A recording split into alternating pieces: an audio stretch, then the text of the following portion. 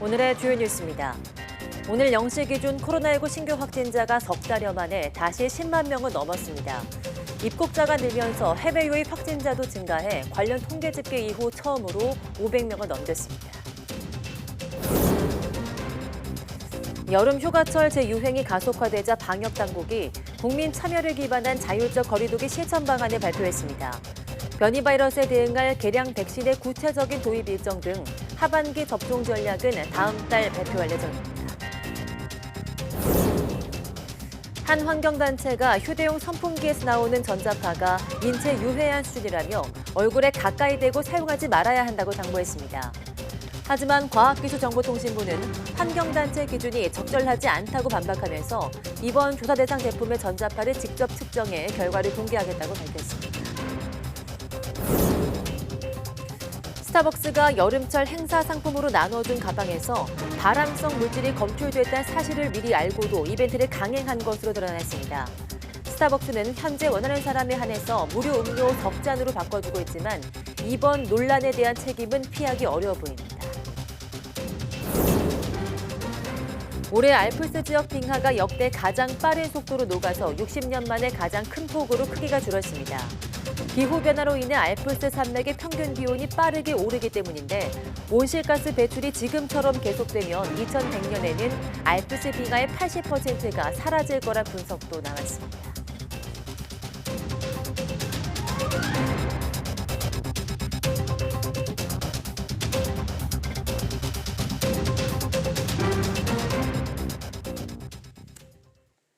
네, 여러분 안녕하십니까? 7월 27일 사이언스 투데이입니다. 코로나19 신규 환자가 14주 만에 다시 10만 명을 넘었습니다.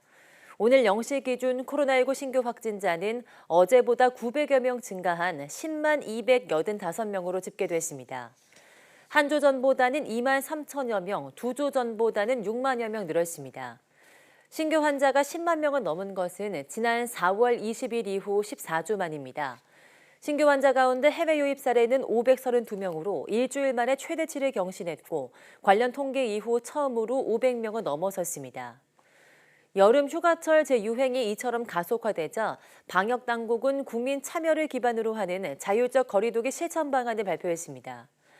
이와 함께 변이 바이러스에 대응할 개량 백신의 구체적인 도입 일정 등 하반기 접종 전략을 다음 달 발표할 예정입니다.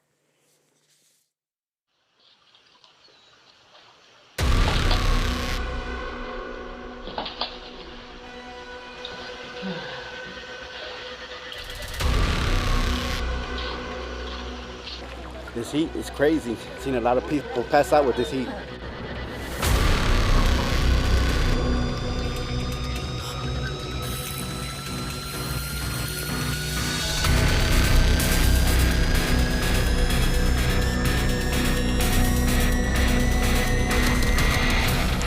This is an emergency. I'll say it again loud and clear. As president, I'll use my executive powers to combat climate crisis.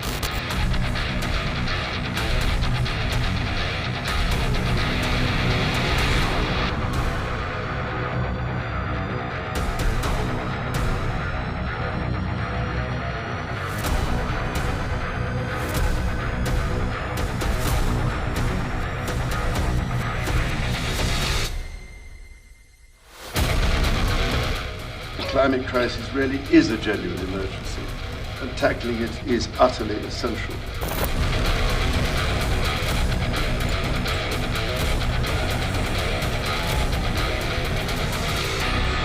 Is in the danger zone from floods, droughts, extreme storms, and wildfires. No nation is immune. Collective action or collective suicide. It is in our hands.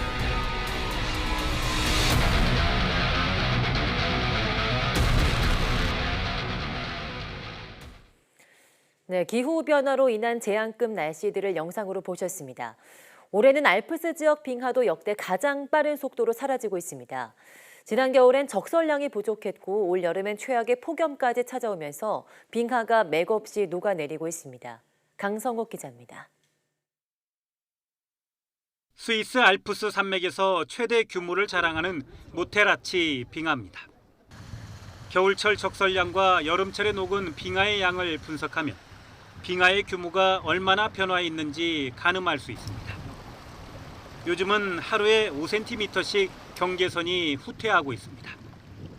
로이터 통신은 스위스 빙하 감시센터 분석 자료를 토대로 모테라치 빙하가 60년 만에 가장 큰 폭으로 크기가 줄었다고 보도했습니다.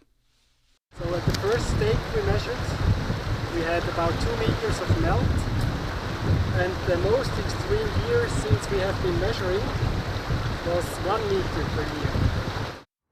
알프스 산맥의 평균 기온은 최근 10년 만에 0.3도 상승했습니다. 이는 전 세계 평균 기온 상승 속도의 2배에 달합니다. 기온이 0도 이하인 이른바 빙점 고도는 5,184m까지 상승했습니다. 1995년 7월 20일에 관측됐던 종전 기록인 5,117m보다 67m 높아졌습니다. 온실가스 배출이 계속된다면 2100년 알프스의 빙하 80%가 사라질 거라는 분석도 나왔습니다. Qui est pour nos enfants, nos petits-enfants. Moi, je verrai pas directement cette catastrophe-là, mais j'ai un peu peur pour eux. Ouais. 히말라야 빙하도 규모가 극적으로 줄어들고 있습니다. 여름철 빙하가 녹는 것은 자연스러운 일이지만 그 속도가 우려스러울 정도로 빠르다고 로이터 통신은 지적했습니다. YTN 강성욱입니다. 네, 무더위가 계속되는 요즘 열대야로 잠 못 드는 시민들은 야외로 향했습니다. 강가는 물론 공원과 캠핑장에도 많은 인파가 몰려들었습니다. 박기환 기자가 다녀왔습니다. 무더위가 찾아온 중국에도 늦은 밤 공원은 인파로 북적입니다. 부채질도 해보고 벤치에 앉아 숨도 돌려보지만 열기는 쉽게 가시지 않습니다. 오후 6시부터 다음날 아침 9시까지 25도 이상 높은 기온이 유지되는 반갑지 않은 열대야가 찾아온 겁니다. 친구 연인과 함께 차가운 음료 한 모금에 겨우 한숨을 돌려봅니다. 안에 있다가 밖에 나오니까 사람들도 구경하고 맥주도 시원하게 한 잔 먹으니까 조금 약간 살 것 같은 느낌? 약간 그런 느낌이 들어요. 자정에 가까워진 지금까지도 섭씨 29도에 육박하는 열대야를 피해 시민들은 이곳 한강공원으로 모여들었습니다. 강변에 삼삼오오 모여 앉은 시민들은 시원한 강바람을 맞으며 시간 가는 줄 모른 채 이야기꽃도 피웁니다. 집에서 이제 느끼는 에어컨보다 사실 밖에서 이런 선선함 느끼는 게 훨씬 더 기분도 좋고 좋은 것 같습니다. 예쁘게 꾸민 텐트에 캠프파이어를 하며 맛있는 바베큐까지. 방학을 맞아 부모님과 함께 시간을 보낸 아이들은 신이 나기만 합니다. 나오니까 애들이 더 좋아하고 더 밝고 좀 오늘 즐거운 하루를 보낸 것 같아요. 다솜이 방학 되니까 어때? 좋아. 다이는 방학 되니까 어때? 좋아. 뭐가 좋아? 캠핑 가는. 삼복도의 속 열대야에도 에어컨 대신 밖으로 향한 시민들은 소중한 추억을 쌓으며 더위를 피했습니다. YTN 박견입니다. 네, 이처럼 더워도 너무 더운 요즘 휴대용 선풍기를 얼굴에 바짝 붙이고 다니는 분들도 많을 겁니다. 한 환경단체가 휴대용 선풍기에서 나오는 전자파가 인체에 유해하다며 사용에 주의를 당부했는데요. 반론의 목소리도 나오고 있습니다. 박정현 기자입니다. 30도를 넘나드는 날씨에 휴대용 선풍기를 들고 다니며 더위를 식히는 분들을 요즘 쉽게 볼 수 있습니다. 그런데 이 선풍기에서 나오는 전자파에 대해선 과연 얼마나 알고 있을까요? 시민들에게 직접 물어봤습니다. 전자파요? 전자파 있는지 전혀 몰랐어요. 전자파라는 게 직접적으로 와닿지 않으니까 그 휴대용 선풍기를 쓸 때도 딱히 그런 거 신경 안 쓰고 쓰는 것 같아요, 무의식적으로. 환경단체가 시중에서 쉽게 구할 수 있는 휴대용 선풍기 10개 제품을 직접 구매해 전자파 세기를 측정해봤습니다. 손 선풍기에 전자파 측정기를 갖다 대자 숫자가 1596mgauss까지 치솟습니다. 국제보건기구 WHO 국제암연구소가 전자파를 바람 가능 물질로 지정하면서 기준으로 삼은 4mgauss를 훌쩍 뛰어넘은 수치입니다. 환경단체가 목선풍기 4개 제품에서 나오는 전자파를 측정했더니 평균 189mgauss로 기준치보다 47배나 높게 나타났습니다. 손선풍기 6개 제품의 전자파는 평균 464mgauss, 기준치의 무려 116배 수준입니다. 손 선풍기의 경우는 요즘처럼 굉장히 더운 날씨에 많이들 사용하는데 얼굴에 가까이 대고 사용을 하기 때문에 고농도의 전자파에 이제 노출될 수 있기 때문에 위험하고요. 이에 대해 과학기술정보통신부는 환경단체가 비교 기준으로 삼은 4mgauss가 한정된 실험을 통해 나온 값이라면서 기준치로 삼기엔 적절하지 않다고 반박했습니다. 그러면서 현재 WHO가 정한 전자파 인체 보호 기준은 2000mgauss로 훨씬 높고 우리나라는 이보다 더 엄격한 833mgauss를 기준으로 적용하고 있다고 설명했습니다. 나머지 동물 실험이나 세포 실험 같은 데서는 증거가 충분하지 않아서 인체 보호 기준까지 반영된 것은 아닙니다. 하지만 여름철 내내 얼굴 가까이 대고 사용하는 제품인 만큼 전자파 방출 문제를 예민하게 바라봐야 한다는 목소리도 큽니다. 적어도 목에 거는 선풍기만큼은 가급적 사용을 자제하는 게 안전하다는 겁니다. 떨어져서 쓰면 전자파 노출이 뚝 떨어지니까 그렇게 거리를 두고 쓰는 게 좋고요. 여름철을 맞아 또다시 불거진 휴대용 선풍기 전자파 논란. 과기정통부는 지난 2018년과 지난해에도 논란이 됐던 제품들의 이상이 없었던 만큼 이번 조사 대상 제품들 역시 전자파를 직접 측정해 그 결과를 공개하겠다는 계획입니다. YTN 박정현입니다.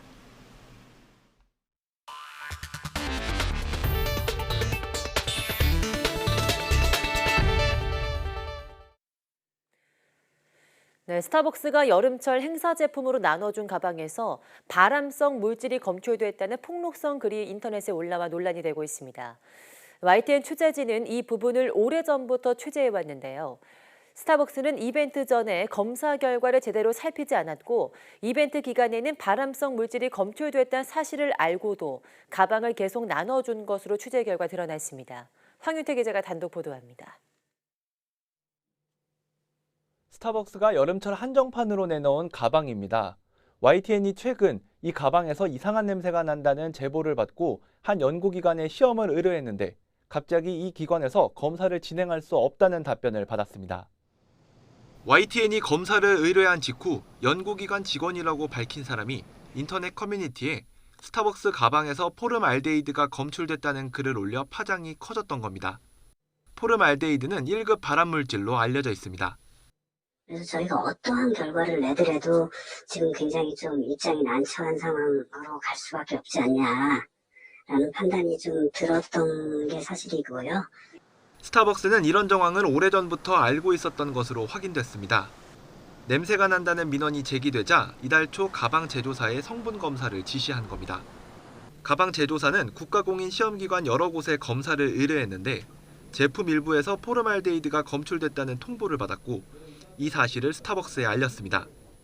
일부 저희 일정 부서가 해당하는 그 업체랑 거래가 있는 상황이더라고요. 말씀을 드리기가 어려운 게 제가 이게 검출됐다 안 됐다. 제가 명확하게 말씀드린 건 검출 안 된 것도 있습니다. 결과가. 이벤트 기간이었는데도 스타벅스는 이 사실을 알리거나 가방 지급을 중단하지 않고 이벤트를 진행했습니다. 인터넷에서 논란이 불거진 이후에야 원하는 사람에 한해 무료 음료 쿠폰 3장을 바꿔주겠다는 조치에 나섰습니다. 게다가 스타벅스 측은 이벤트 시작 전에 가방에 대한 성분 검사 결과를 제대로 살피지 않은 것으로 취재 결과 드러났습니다. 가방 제조사는 이벤트 시작 전인 지난 4월 중국 상하이에서 물건을 만들어 납품했는데 이때 성분 검사 결과가 스타벅스 측에 전달된 것으로 전해졌습니다. 스타벅스 코리아 측은 가방에 적용되는 포름알데히드 허용 수치가 정해진 게 없어 검출 사실을 알고도 회수하는 데 시간이 소요됐다고 해명했습니다. 이어 현재 국가공인 시험기관에 다시 성분 검사를 의뢰해 결과를 기다리고 있다고 밝혔습니다. 스타벅스는 이번에 재차 의뢰한 가방 검사 결과를 다음 달에 공개할 계획입니다. YTN 황윤태입니다. 치매는 본인뿐 아니라 가족과 사회까지 어렵게 하는 고령화의 깊은 그늘이지만 아직도 뚜렷한 치료제가 없는 상태입니다. 그런데 국내 바이오 기업이 치매 전 단계에서 인지 기능을 개선할 수 있는 새로운 개념의 전자약을 개발해 주목받고 있습니다. 이성규 기자입니다. 대표적인 퇴행성 뇌 질환인 치매. 인구 고령화로 치매 환자는 증가 추세지만 아직 이렇다 할 치료제는 없는 실정입니다. 대표적인 치매 원인으로 알려진 비정상적인 베타 아밀로이드를 겨냥한 최신 치료제마저 효능 논란이 일고 있기 때문입니다. 그런데 치매 원인을 둘러싼 가설 가운데 뇌혈관의 흐름이 좋지 않은 것도 중요한 원인으로 지목되고 있습니다. 또 혈류에서 다양한 영양소를 그 각각의 신경세포들에 전달을 해주는데 혈류가 줄어들므로 해서 그런 영양소나 산소의 공급 같은 것이 잘 안 일어나게 되니까 신경계의 기능이 많이 저하되게 됩니다. 국내 한 바이오 기업은 나빠진 뇌혈관 흐름을 개선하기 위해 빛을 이용한 전자약을 개발하고 있습니다. 스티커처럼 붙이는 동전 크기의 전자약을 못 뒷부분에 부착한 뒤 빛을 쪼이면 이 패치에서 가시광선이 나와 뇌 모세 혈관이 이완되고 혈관 흐름이 개선된다는 설명입니다. 진피라든가 표피에 있는 너브 엔딩을 자극을 해서 말초신경계를 타고 그 브레인 안쪽에 있는 혈관이라든가 림프 주변에 있는 그 나이트로직 너브에서 나이트로 옥사이드가 릴리스돼서 그 모세 혈관들을 이완시키지 않나 이렇게 생각을 하고 있습니다.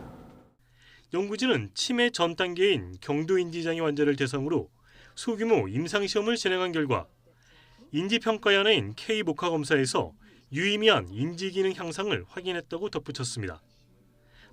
K-목화라는 인지기능 검사 그런 수치가 20점 정도 나왔습니다.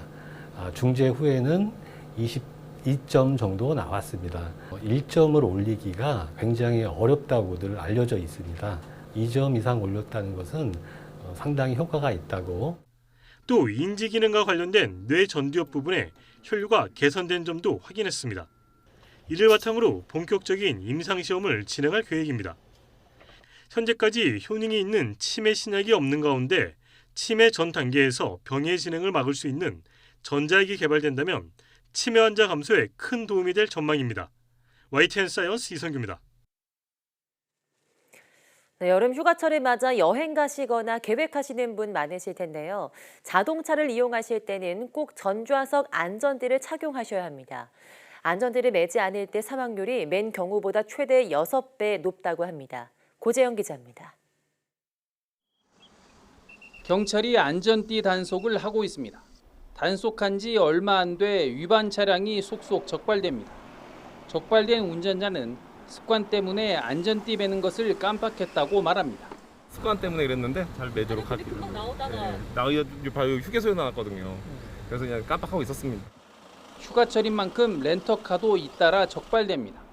특히 뒷좌석 동승자들이 안전띠를 매지 않은 경우가 많았습니다. 전좌석 안전띠 착용이 의무화되어 있는데 아직까지도 여전히 앞좌석뿐만 아니라 뒷좌석까지 그 착용이 저조한 실정입니다. 안전띠를 매지 않으면 교통사고가 났을 때 큰 인명피해로 이어집니다. 얼마 전 제주에서 발생한 소나타 렌터카 교통사고로 차에 타고 있던 7명 중 3명이 숨졌습니다. 정원 초과로 안전띠를 제대로 매지 못한 것이 큰 피해로 이어진 것으로 추정됩니다. 최근 3년 동안 교통사고 발생 시 안전띠를 맨 경우와 매지 않은 경우 사망률을 보면 매지 않은 경우가 맨 경우보다 6배 이상 많았습니다. 또 안전띠를 매지 않을 때 좌석별 사망률은 앞좌석이 2.8배, 뒷좌석은 3.7배에 달했습니다. 전문가는 안전띠를 매지 않은 상태에서 교통사고가 나면 탑승자에게 추가 충격이 가해져 큰 인명피해로 이어진다고 지적합니다.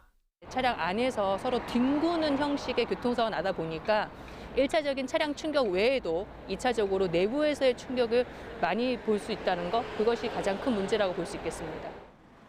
가족끼리, 친구끼리 여름 휴가를 즐기기 위해선 무엇보다 자동차 전좌석 안전띠를 매는 것이 우선입니다.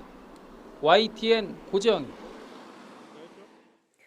국제통화기금 IMF는 세계가 곧 경기 침체에 들어갈 것이라고 전망했습니다. IMF 수석 이코노미스트는 긴축 정책을 시작했으면 물가를 잡을 때까지 진행해야 한다고 강조했습니다. 김준호 기자가 보도합니다. 지난 4월에 비해 한층 비관적인 수정 보고서를 내놓은 IMF가 전 세계적인 경기 침체를 피하기가 쉽지 않을 것 같다고 전망했습니다. The outlook has darkened significantly since April. The world may soon be teetering on the edge of a global recession. only 2 years after the last one. 고린차스 IMF 수석 이코노미스트는 지난 4월 세계 경제 전망에 나타난 많은 하방 리스크가 현실화되기 시작했다고 말했습니다. 특히 미국과 유럽 주요국들의 예상보다 높은 인플레이션이 세계 금융 상황의 긴축을 촉발시키고 있다고 지적했습니다. 코로나19 봉쇄로 인한 중국의 성장 저하가 예상보다 더 심했고 우크라이나 전쟁으로 추가적으로 부정적인 파급 효과가 있었다고 진단했습니다. 고린차스 수석은 긴축적인 통화 정책을 지연시키는 것은 어려움을 악화시킬 뿐이라며 긴축에 나선 중앙은행들은 물가가 잡힐 때까지 그 노선을 유지해야 한다고 강조했습니다.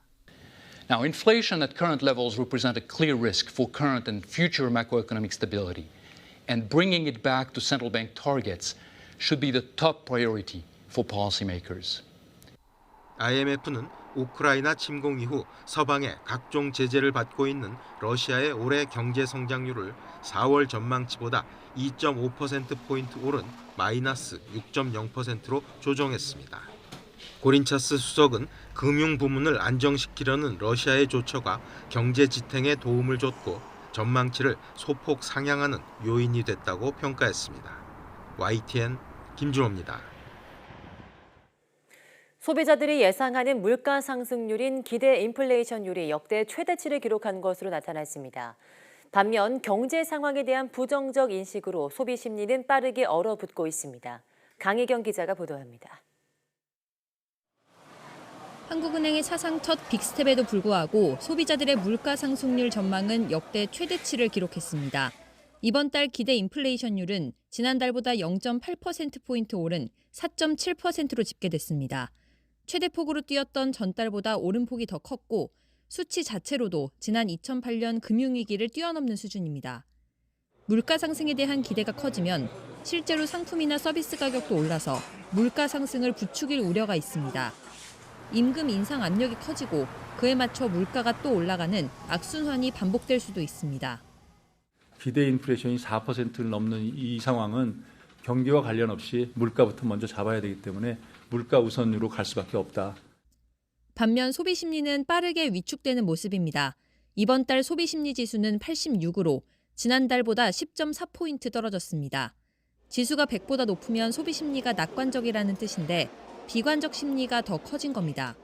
특히 생활 형편과 전망, 가계 수입 전망과 경기 전망 등 소비 심리 지수를 구성하는 6개 지수가 모두 한 달 전보다 크게 낮아졌습니다.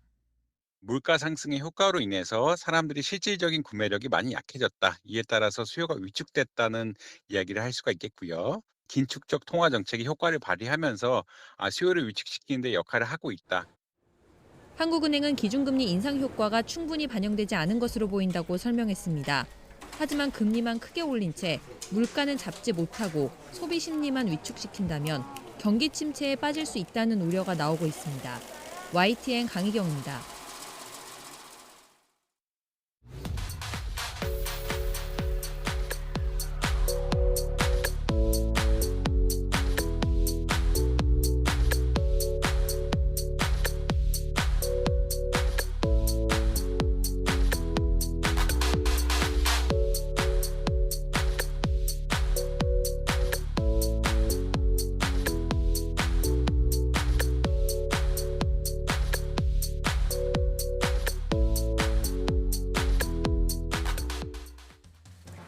네, 경도 인지장애는 치매 문턱이라고 불릴 만큼 치매로 발전하는 경우가 많아 조기 치료가 중요한데요. 국내 한 바이오 기업이 새로운 개념의 경도 인지장애 전자약을 개발해서 치매 치료의 새 장을 열고 있다고 합니다. 오늘 오후 사이언스 투데이 바이오 위클리에서는 칼라세븐의 김남균 대표이사 스튜디오로 초대해서 관련된 이야기 나눠보겠습니다. 많은 시청 바랍니다. 함께 해주신 여러분 고맙습니다.